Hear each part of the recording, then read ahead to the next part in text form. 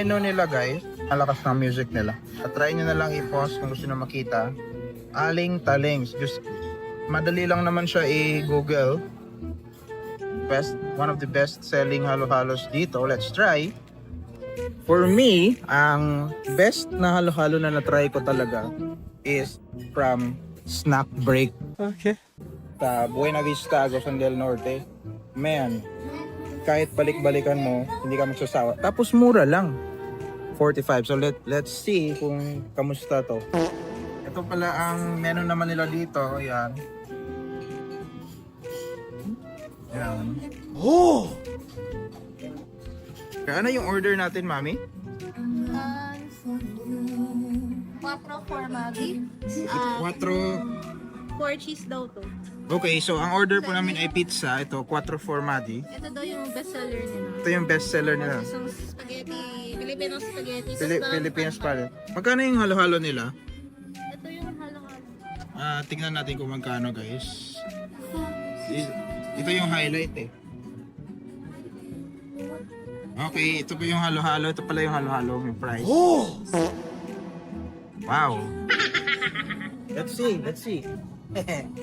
So, tumatanggap sila ng cash, GCash, and kung hindi ako nagkamali, card din.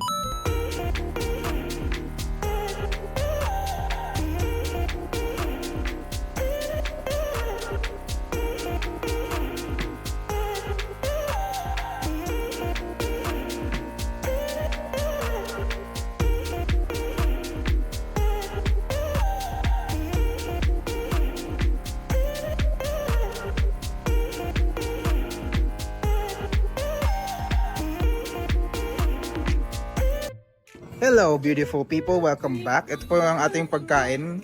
Si Baby Moon and Mommy is eating now. Ito po ang food natin mga kaibigan. Ano ang pizza to?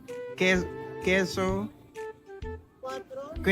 4. Yan daw yung best selling nila. Try natin mamaya. Ito naman ang kanilang famous na halo-halo. Yan. Crushed ice. Ano to, Mommy? Hindi ako sure.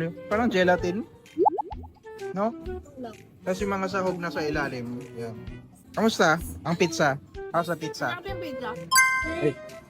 Ito naman ang spaghetti.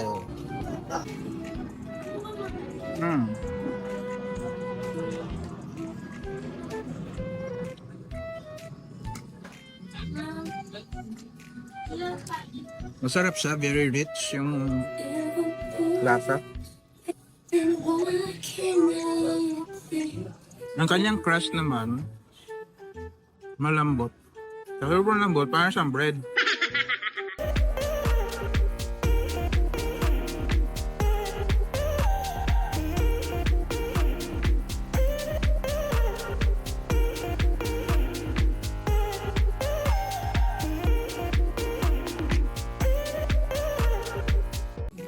Wala naman masyado. Ano lang, meron lang isang ingredients na hindi ko alam. Pero, so far okay. Yung halo-halo sa snack break, anong feedback mo dun? Sarap, no? Kasi na-mention ko yun dito sa video. Masarap yung sauce. Pero masarap din yung sauce. So, ang feedback ko dito, wait lang, try natin. Na-try ko na siya bago ko i-record. Record natin. Malap yung pizza nila ng Fernand.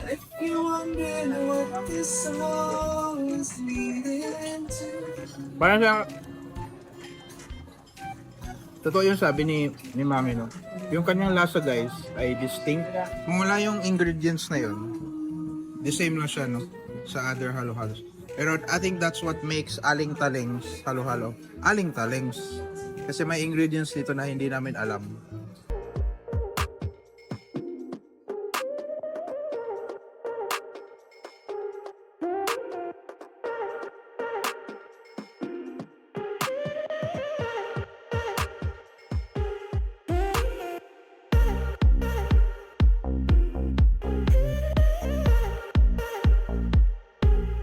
Ang sarap.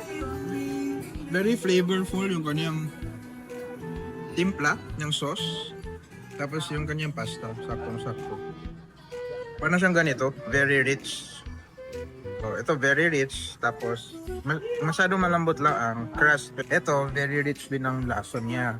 Tapos ito naman, may distinct siya na lasa compared sa other halo-halo. Okay, kakain muna kami and then I will update you guys later. Okay, uwi na tayo mga kaibigan. So far, kamusta naman ang experience mo, Mami? Maganda yung place. Very, maganda yung ambience. Tsaka presko. Masarap yung pizza and yung spaghetti.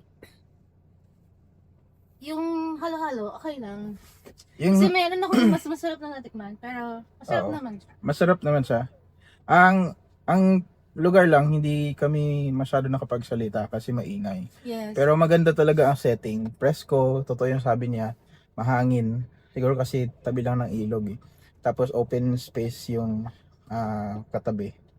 So, hindi siya nabiblock ng air. And then, yung Diyan ka lang, anak. food, good siya. Yung, naman, halo-halo. Tama yung sabi din ni Cindy. Kasi may natikman na kaming mas good. Kaya okay lang din siya. Iba yung mga ingredients.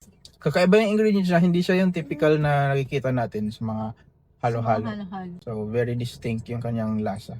Thanks ulit sa panonood, guys. I'll see you sa next na video. Teleburns out. Bye! Bye!